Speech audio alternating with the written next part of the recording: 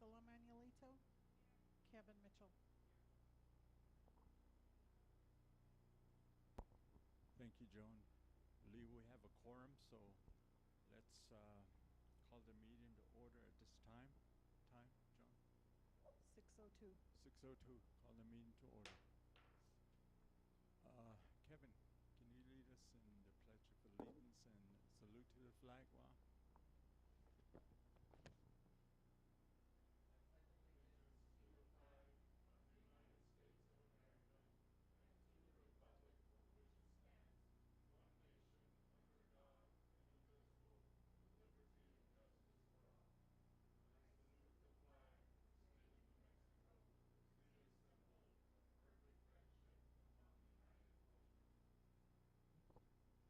Yeah, Kevin. Thank you. Let's go down to item number 2, approval of the agenda for this evening's meeting. Okay, motion's been made. Is there a second? Okay, second by Kevin Mitchell. Roll call, Joan. Kevin Mitchell. Priscilla Manuelito. Michael Shaw. Charles Long. Yes. We approve our agenda. Yeah, thank you, board members. Let's go down to recognition.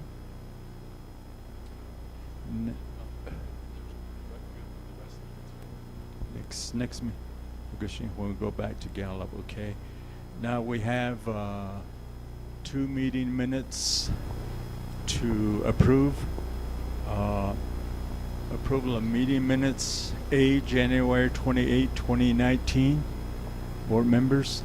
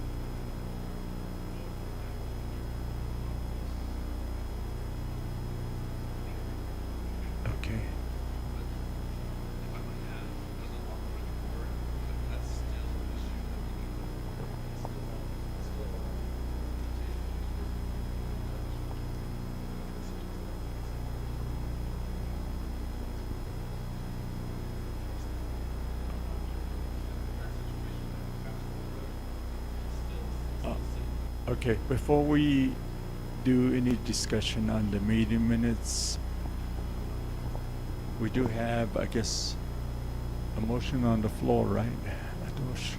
Okay, I need a motion. I need to have a motion and a second.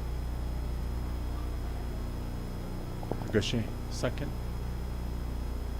Second by Kevin Hukoshi. Now, discussion.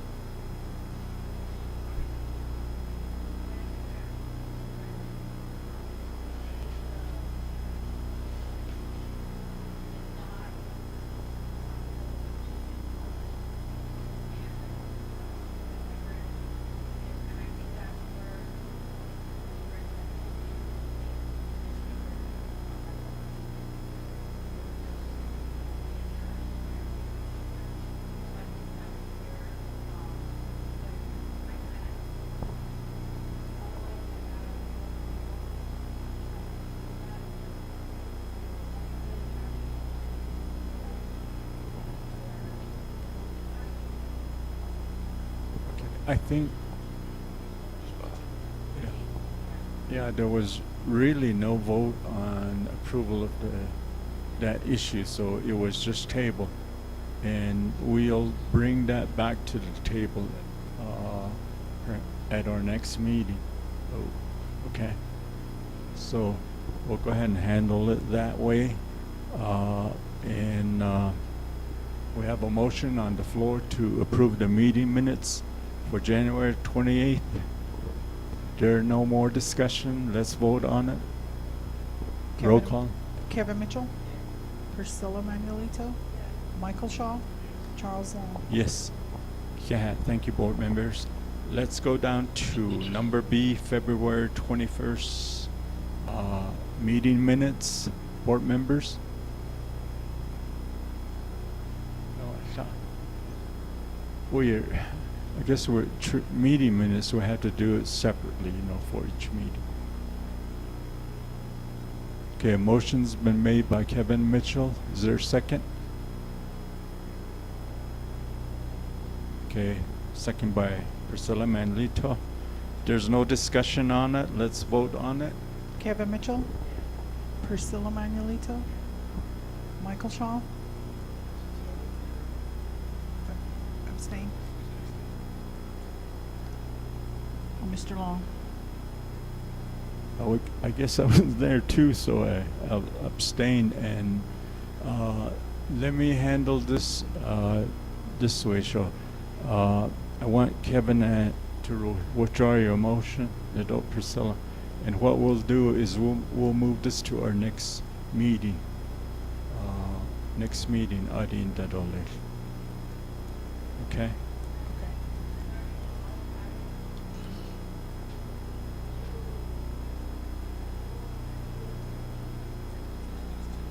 It just gets tabled that way.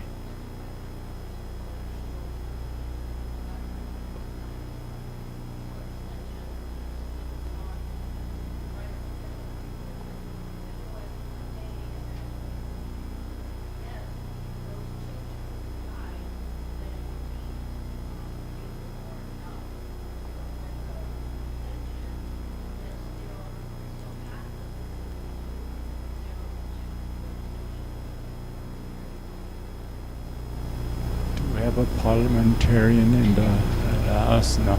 Yeah, I guess we can both abstain. We can both abstain, but the motion will still carry, because basically when you abstain, it means you're not voting. So you're not voting. So 2-0. Yeah, so we approve that. See, chapter meeting, Gishle, do it the Navajo way. Okay, yeah. Let's go down to approval of the consent agenda items, board members. You had time to review it, right?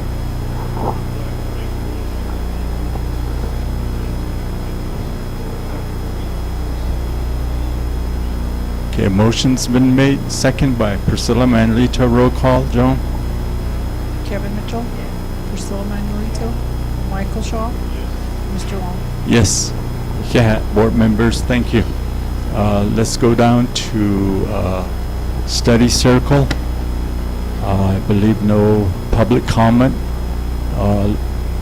Yeah, let's go down to reports.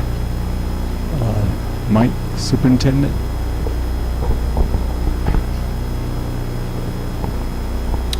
President Long, members of the board, I'm going to give you a little bit of information this evening regarding the legislative session. As you know, the governor has through April 5th to sign legislation, and so we'll know for sure if some of these things go through.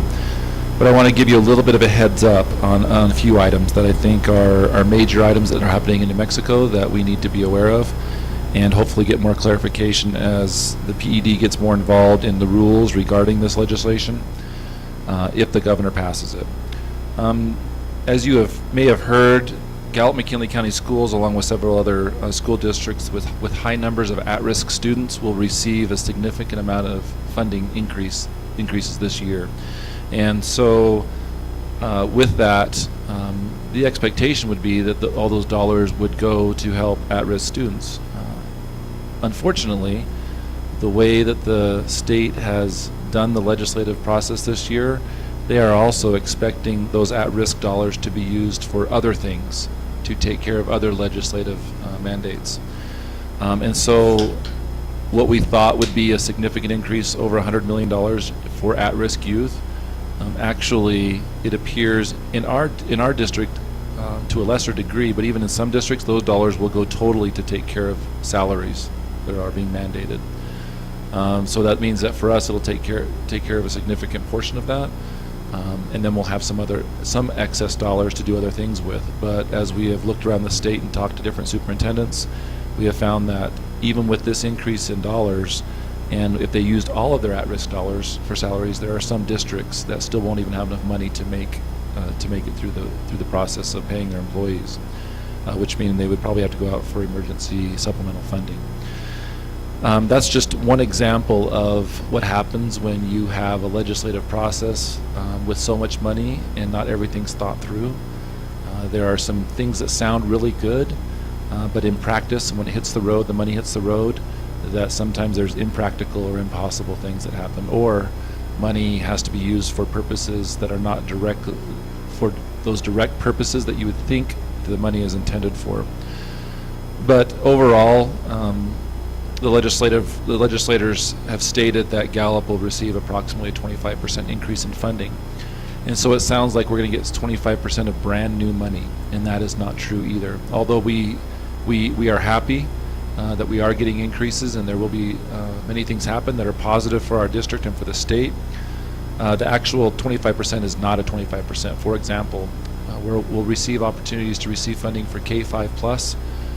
Well, we already do K3 and K-5 plus right now, and so really we're getting money in a different way that will just replace the dollars we were already getting. So it's not truly a 25% increase. I just want to make sure everybody understands that.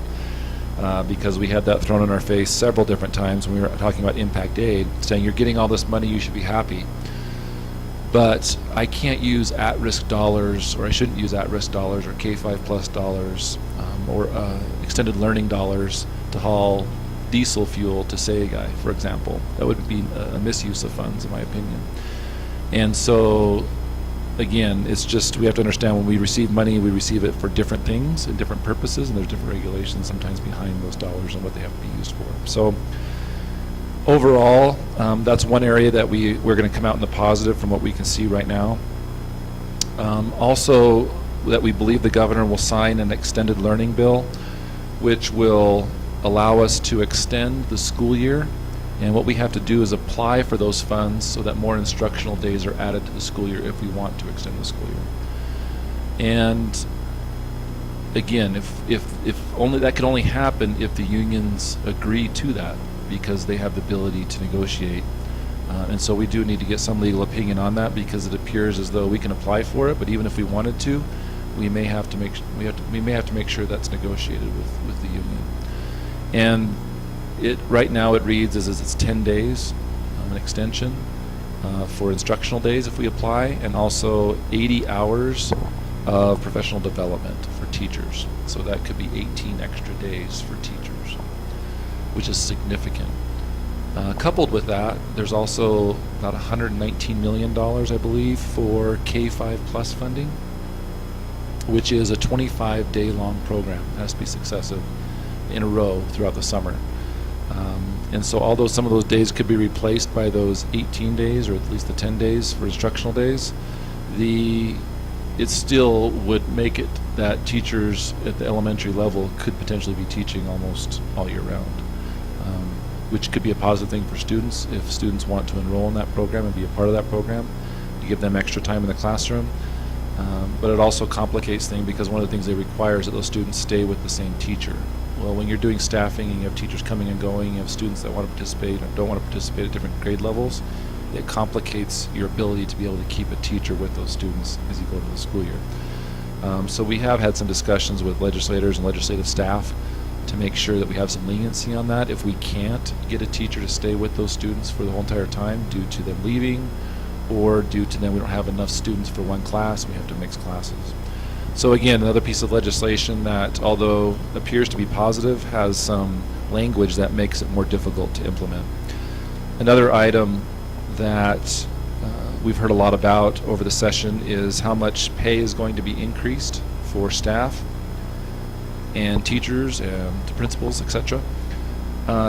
It looks as though if the governor signs this, we will have a 6% pay increase across the board for all personnel, which is a positive thing. That 6% would be for all staff members, so whether you're a teacher or whether you're not. Some people thought it was just for teachers, but it's for all staff. Also there, it looks like they're going to probably implement if the governor signs, a 40, 50, 60 minimum salary schedules or salary amounts for teachers for level 1, 2, and 3. At one point they were talking about an even bigger increase than that over a period of time, but they eliminated that, I believe, in the last few days of the legislative session. So that will also involve a significant pay increase and help us in our ability to recruit and retain staff in New Mexico and in our district.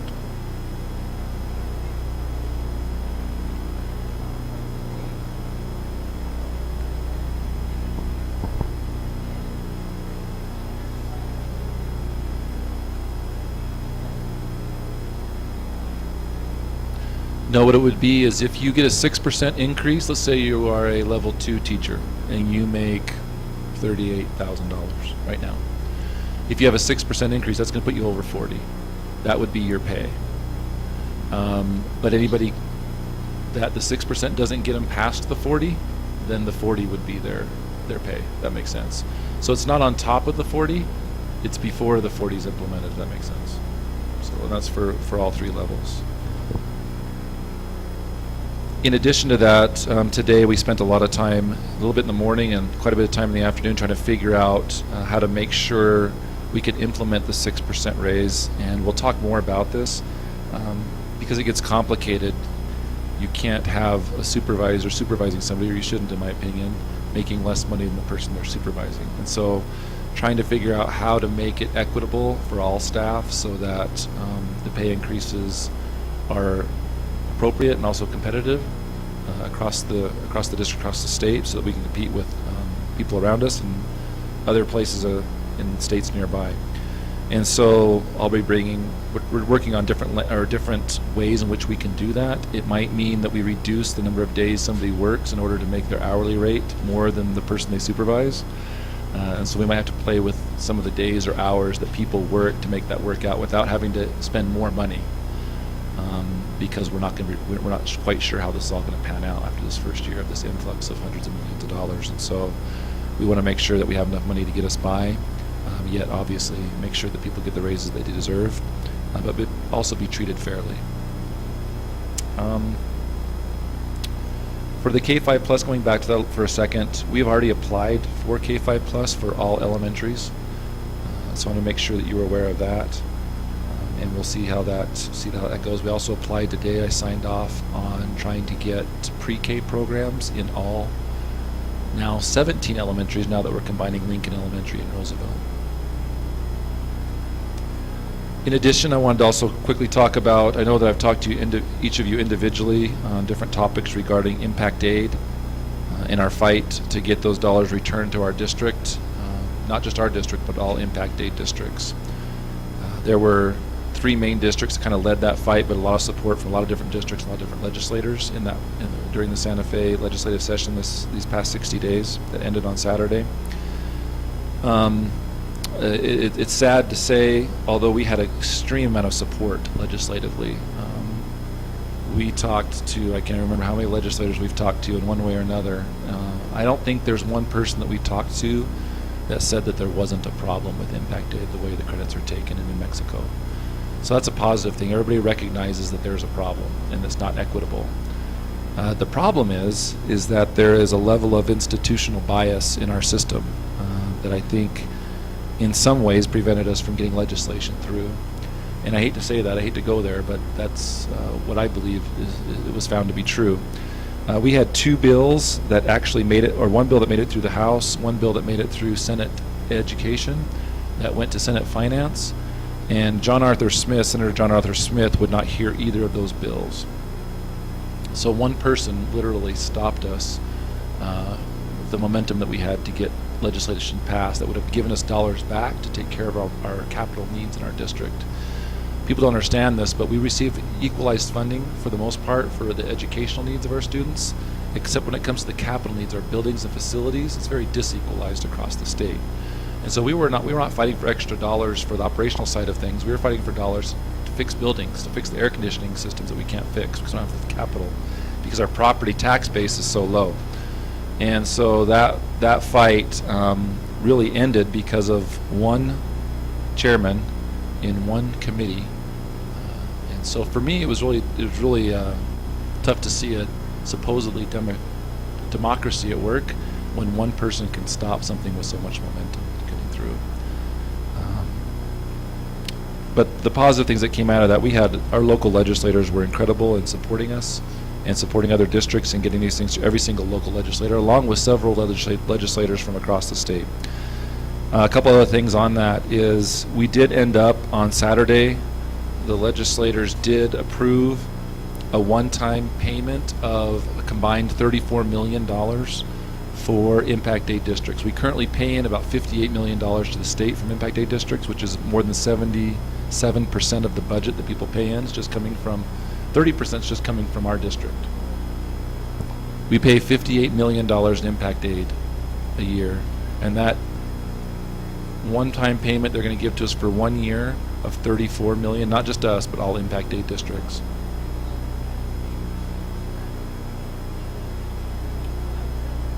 Correct. Those that apply. Correct. That's the way it reads, at least. It says Impact Aid districts. So you can't be an Impact Aid district if you haven't applied for the money. You're not receiving funds unless you've applied. Correct. So, correct, because they haven't applied yet. Unless they just applied, then I would say that they could have an opportunity to receive it. But there are districts that did not apply this year, and so they won't receive funding next year. We tried to get in our legislation, it actually had pieces in there that would have stopped anybody from getting Impact Aid dollars through capital funding for the next 3 years, and that had momentum. That way, somebody that hasn't been applying wouldn't reap the reward. But the way the legislation passed, it would still give an opportunity for somebody to receive Impact Aid next year, from what I read in the bill. So 34 million is broken down into two pots: 24 million for capital needs and $10 million for teacherage needs. Currently, that is sitting on the governor's desk, and we are working with our lobbyists and others to try to get the language modified in a way so that that money can be more usable. We were disappointed in the way the funding was, how it was drawn up in the bill and how the funding had to be spent. It seems like they still want to always keep us playing these games to get the funding and make it more and more difficult for us, which again is, I think, another level of that institutional bias that we found evident in Santa Fe. So that's a positive thing. I think the main thing that came out of that session is we still have lots of options. We'll talk about those in executive session, but one of them is, I'll publicly make this announcement, that we discovered that the LFC, Legislative Finance Committee, was taking educational dollars that were left over, called reversion dollars, from the state of New Mexico. This year, for example, will be $22 million, and he was taking that money and using it for other projects around the state. So what happens is they have their projections, and they project low about how much money they're going to receive, and then when it's all said and done, there's extra money left over, and that money they're taking and using it for other purposes. And when we caught that, David Abbey, the director of LFC, admitted to it in front of several of us, and then specifically mentioned that he was taking $14 million and giving that to the governor for her $250 million of capital projects. When we let the governor's staff know about that, over a few day period of time of trying to get answers of what's actually going on, we don't believe the governor knew that was happening. But what she did is she gave $14 more million of that 34 million. 14 million of it's coming. Basically, the governor said, let's put $14 more million in the pot. So the money that she would have received, in a way, she gave that back to us so that we could use it for Impact 8 districts.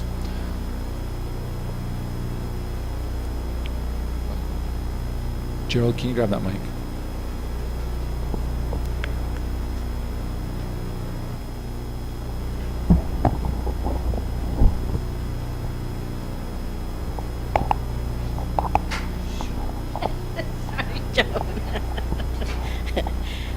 So, Mr. Hyatt, what you're saying, do we know where that $14 million in the past was utilized within the state?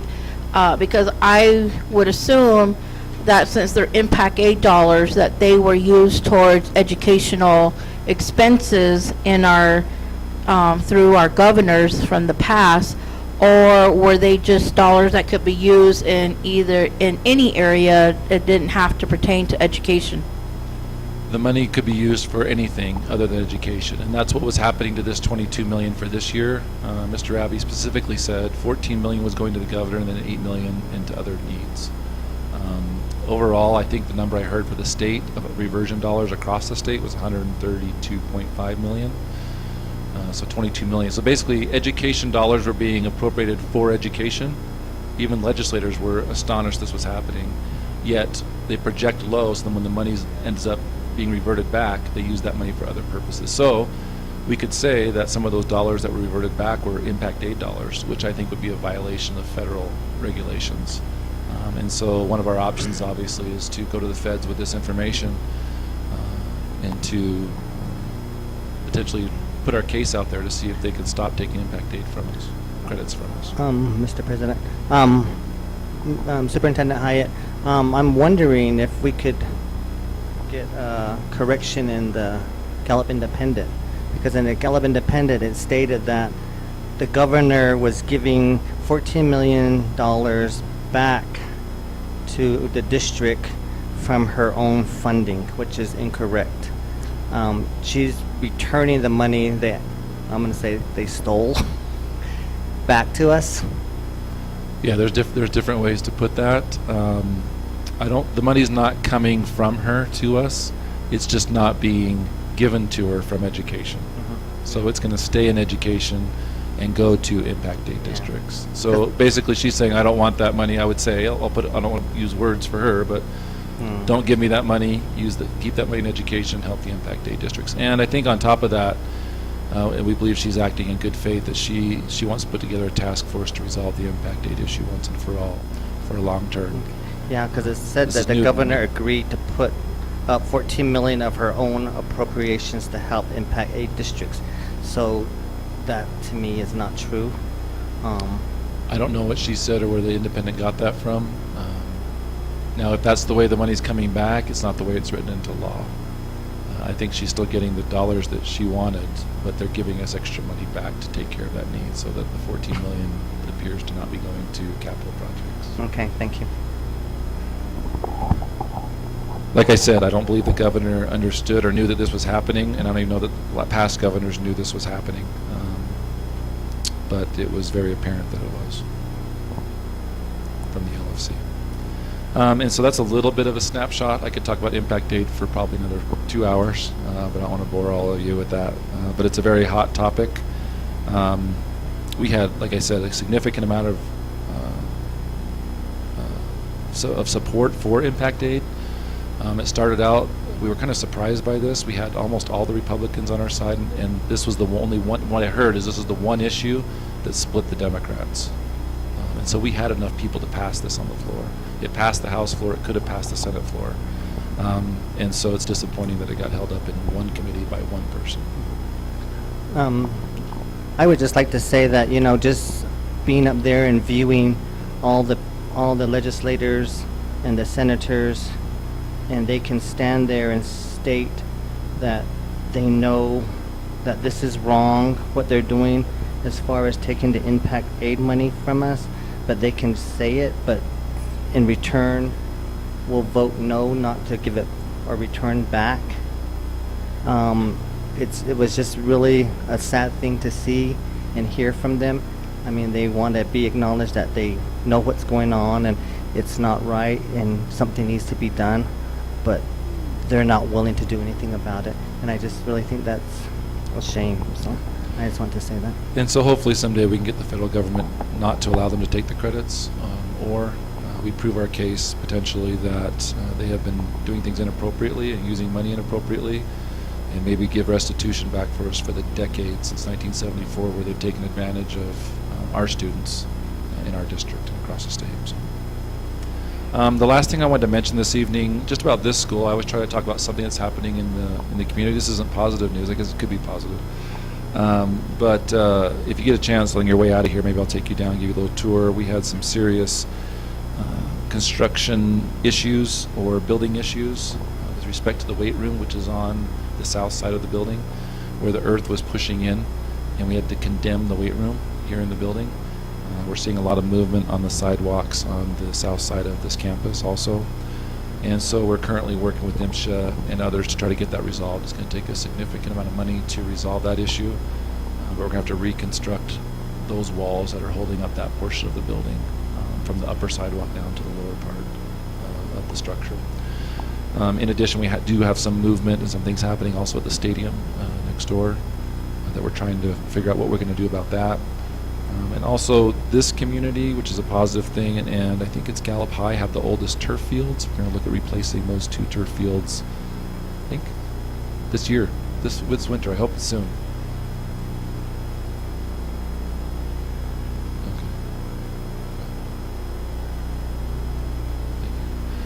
So we're trying to go through the replacement of turf fields for those schools that have turf fields, and this is one of the. It's been here forever. It's extended its lifespan. It's just a flat mat out there, and not safe for use, in my opinion. So that's the next step. We replaced tracks last year in different parts of the county, and then we're going to start rotating, try to get a couple turf fields replaced every year from here on out if we can find the capital funds to do so. Any questions?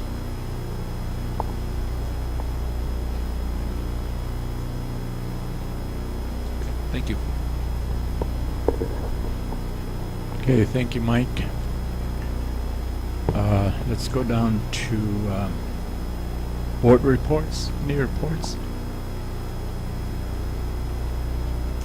Then yeah. Priscilla? Thank you, sir.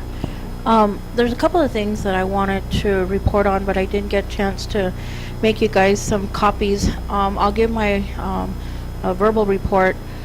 There's a lot of great things happening with the national level for Johnson O'Malley. We met with their attorneys. We met with their board. It was a really good conversation that we're having. December of 2018, President Trump did sign off on updating the student count for all indigenous tribes, federally recognized tribes. So that means that from the day that the count froze in 1995, that was the last student count that we had. Now they're going to start using the census data and start utilizing those numbers. There's several newly federally recognized tribes that will now finally be counted into the national Johnson O'Malley funding source. And even with our count, you can imagine from 1995 to our present 2018 how much of our tribe has grown. But they've locked us in at the rate of back in 1995. So I think the next thing that they're really going to start working on is the appropriation of those funding. And instead of using the ratio or also the amount that was back in 1995, we're going to start seeing an increase in the appropriation for Johnson O'Malley funds. So with that, they're going to really start to open up some funding sources and start really helping our kids.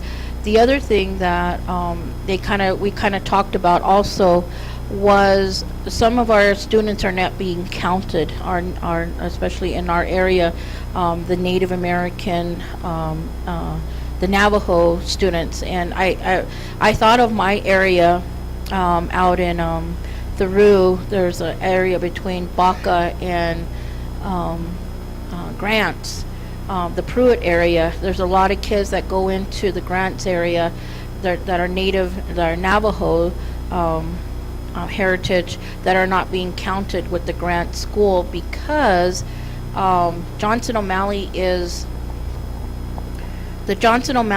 being applied by the Laguna and Acoma tribes. So they're funding and they're assisting just their tribal members.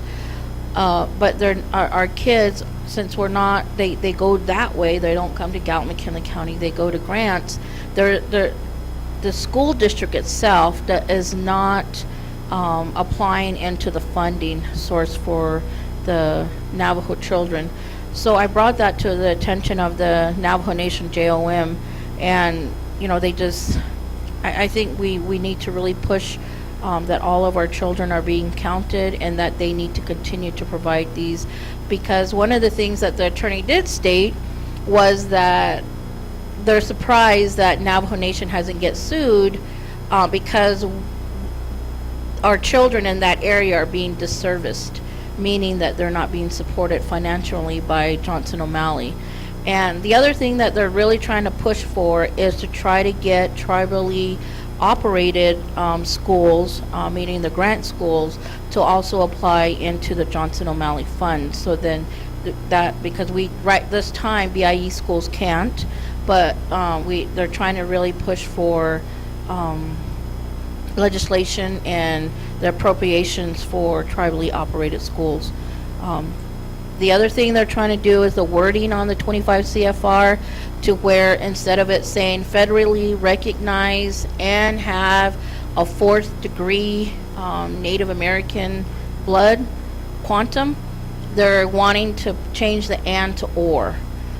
Because a lot of our kids are federally recognized, but the degree, like Navajo Nation is a 4th, but then another tribe in another area is only, you could be a part of be federally recognized if you have an 8th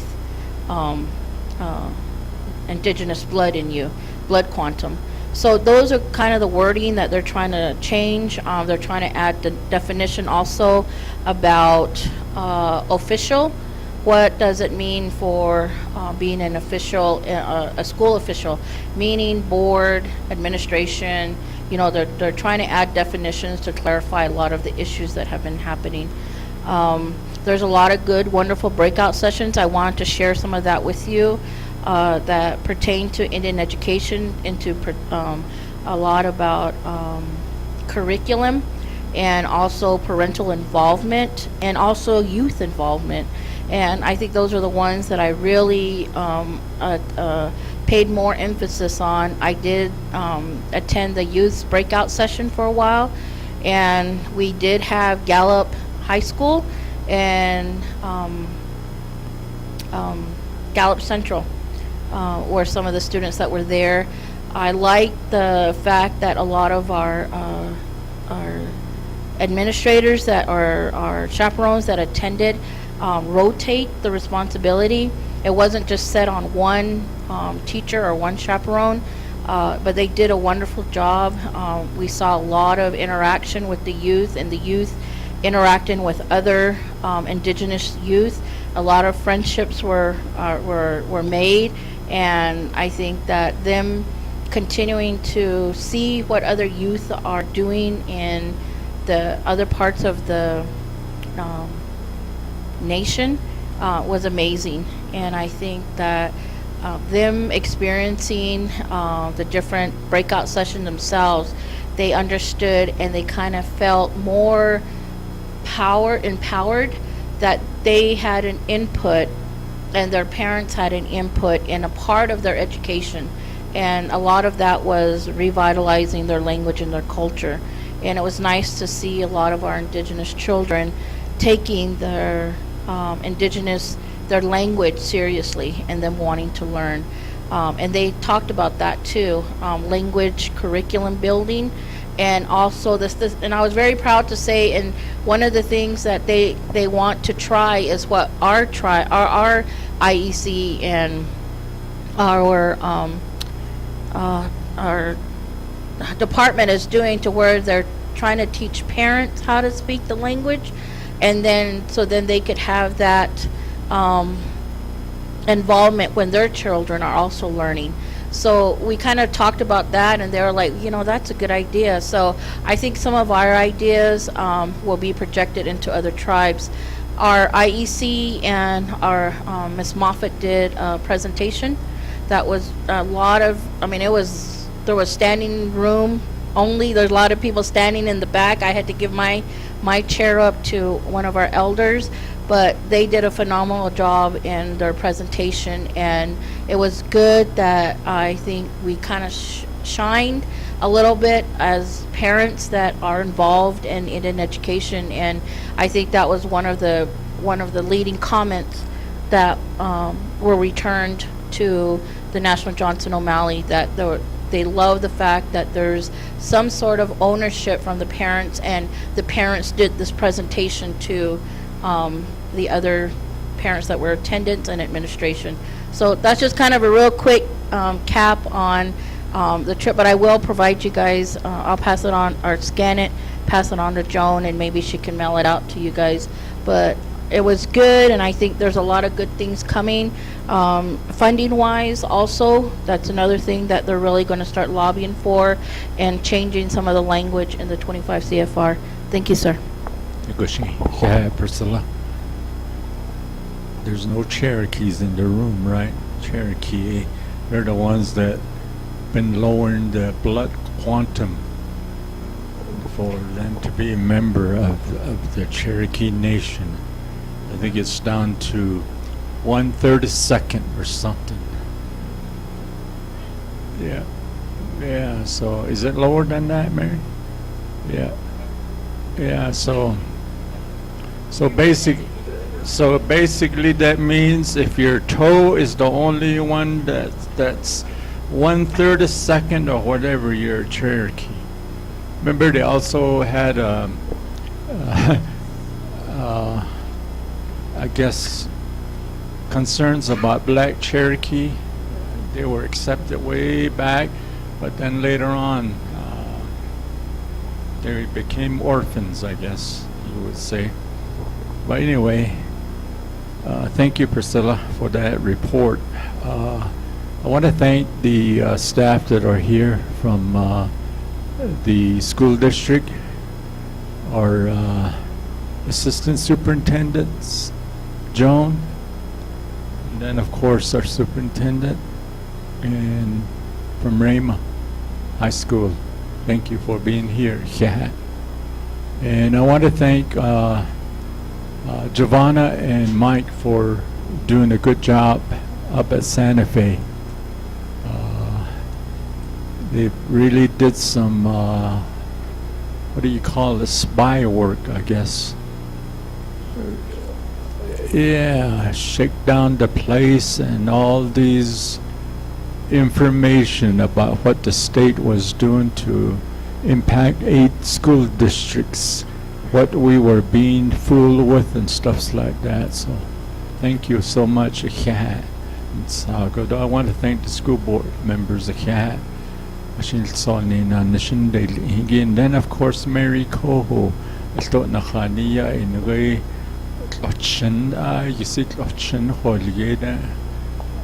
She's a teacher or counselor, okay. Yeah, so Ada known her for a long time. So thank you for being here. We go to study circle B, number 3. Those are notices and communication. You can read those on your own. Let's go down to new business. New business A, approve the permanent cash transfers as listed on NMPED Form 994 cash transfer requests. Giovanna? Mr. President, members of the board, superintendent, and members of the audience, you may notice this as a familiar amount. I've been trying to get it fixed for a while now. We tried to get capital outlay to sign off on it at PED, and they would not. So what the finance division at Public Ed has said is that if your board says that you're okay to move it from that capital outlay into your operational, we're going to sign off and let you do that. So basically, we're going to move $70,000 that's been sitting there that I've been trying to get PED to let me do something with into our operating fund so that we can move forward and continue to clean up our general ledger. And I'd happily answer any questions that you guys have. Any questions? Board members? Then yeah. Thank you, Giovanna. So,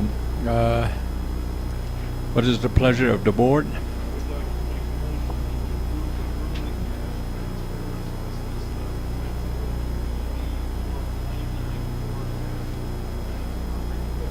Okay, motion by Michael Schaaf. Is there a second? There's, okay, second by Priscilla Manlito. Roll call, Joan? Kevin Mitchell? Priscilla Manuelito? Michael Shaw? Mr. Long? Yes. Thank you, board members. Let's go down to B, discussion 2019 New Mexico School Board Association Scholarship Nominations. Priscilla? Thank you, Mr. President. I asked Mr. Hyde to put this on here, but the wrong scholarship is on here. This isn't the correct one that is provided. I wish I would have brought my, Mr. Hyde, did I give you the nomination forms, or did I take them with me when we had the discussion on this? You did not give them to me. Okay. I believe you sent me an email and I forwarded that to Joan, so yeah. Okay, so I probably either sent you the wrong link, but this is the wrong one. We're not eligible. We already submitted. If you look on there, it says on the second paragraph under eligibility nominations, it says therefore the following boards are not eligible to participate in the 2019 because we already did, and Gallup is listed on there. The one that I wanted, I need is the nomination for Student Achievement Award, and that is the one that we did every year. And I asked you guys, I need you guys to pick individuals in your area, in your district, that you want to nominate. It could be a teacher, an administrator, a community member, or a parent that has helped student achievement. So you could nominate who you want for that award. Last year, I think we did, I know they're the first one we get free, and then we pay for the additional ones. I think we did like 8 last year, I believe, 8 or 10 last year. So I would really like, and those are due. I'm sorry that you guys got the wrong one, but I can resend it and try to get those in. They're due Friday.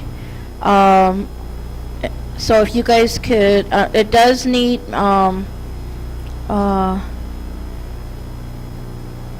it doesn't need board approval, but it's up to us how many we want. And if you have a individual like that you would like to nominate for this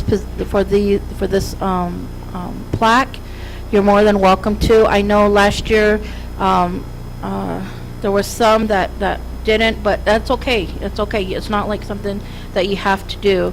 But if you do have somebody that you're wanting to recognize, one of the things that I've asked our superintendent that I felt that we should do is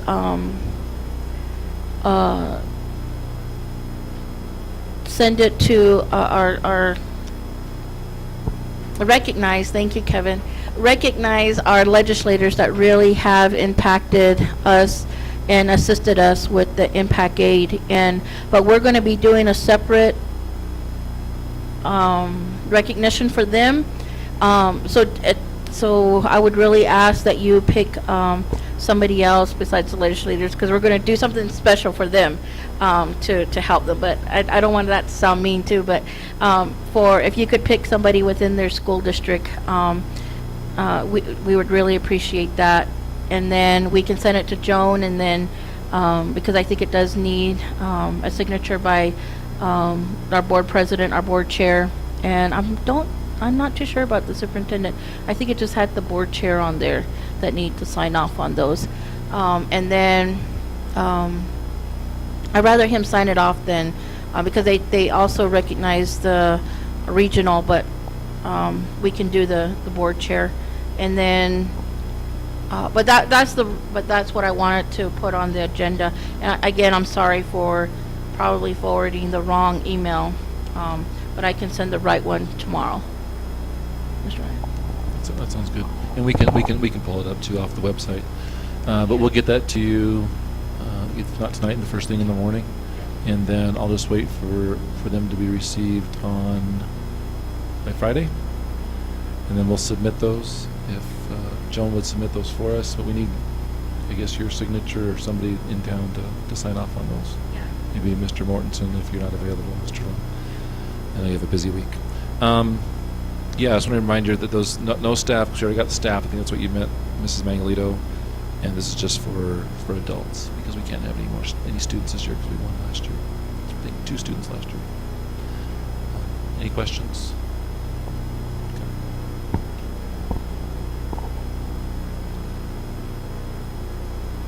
Okay. Thank you, Mike, Priscilla. I forgot Bart back there. He's been hiding. I've got to thank him for being here. Yeah, Bart. Thank you for helping us.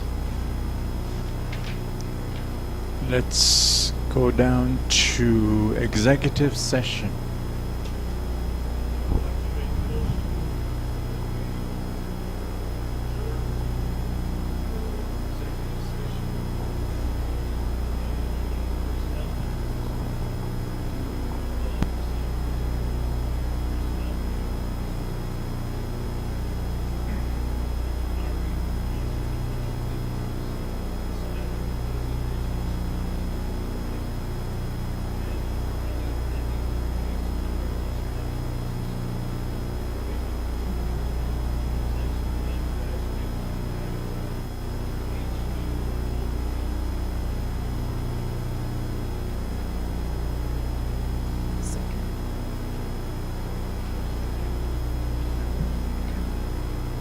Second by Kevin.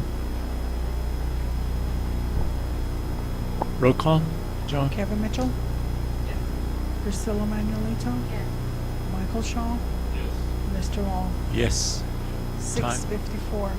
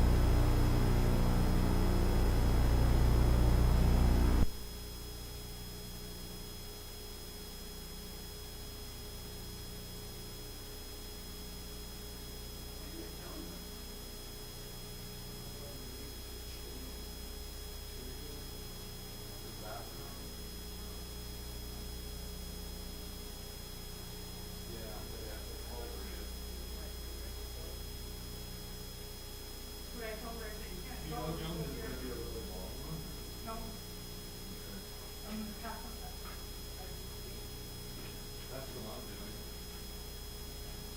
Never used the second camera, but when I got out here about a little bit before 4, so you probably didn't catch a lot.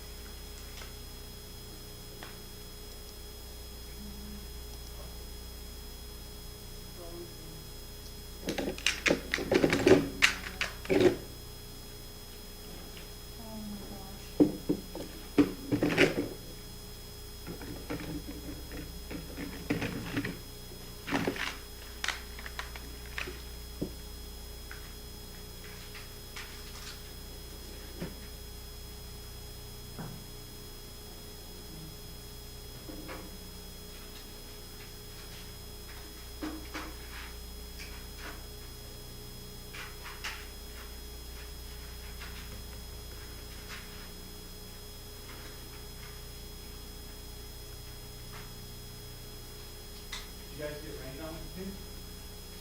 Spring will be just a little bit of. Was nothing. We were just watching out for elk. I barely have driven mine. Yeah. So I'm a little nervous. Do we need the mics? Those Those are the schools. Oh, okay, so we really don't. And I've got to keep them going until the meeting is adjourned, because that's where the sound is coming from. I mean, we didn't need that. Nobody needed a microphone to be heard in this library, but I gotta have some way of bringing sound to the media system.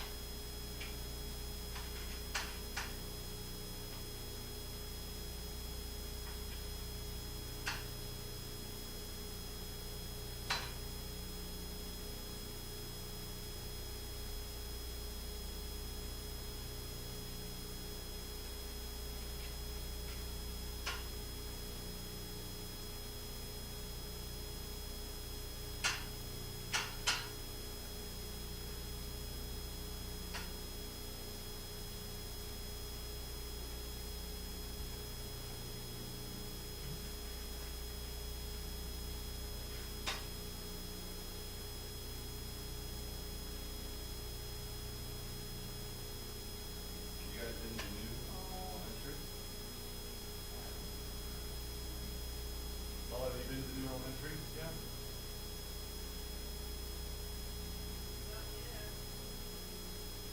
No, we're gonna try to come around on Saturday to see.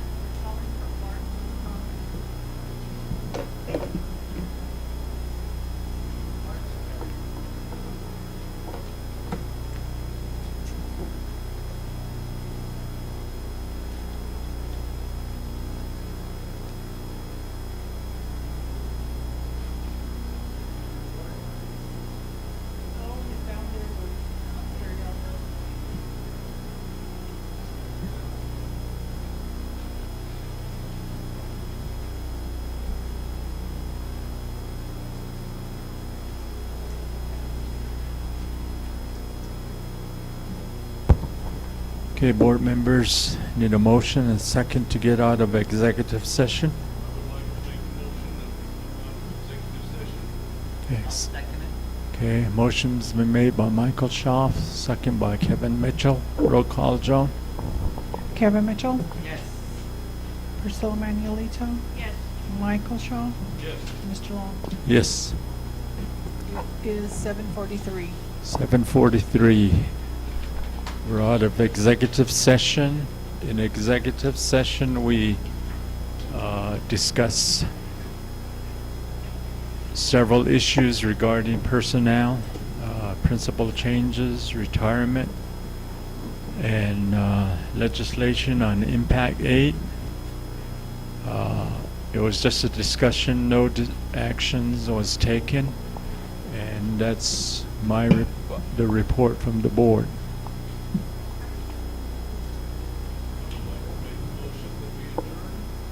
Okay, motion's been made by Michael Shaw to adjourn. Second? By Kevin Mitchell, second. Roll call, Joan? Kevin Mitchell, Yes. Priscilla Manuelito, Michael Shaw. Yes. Mr. Long. Yes. 7:44. 7:44, we're adjourned.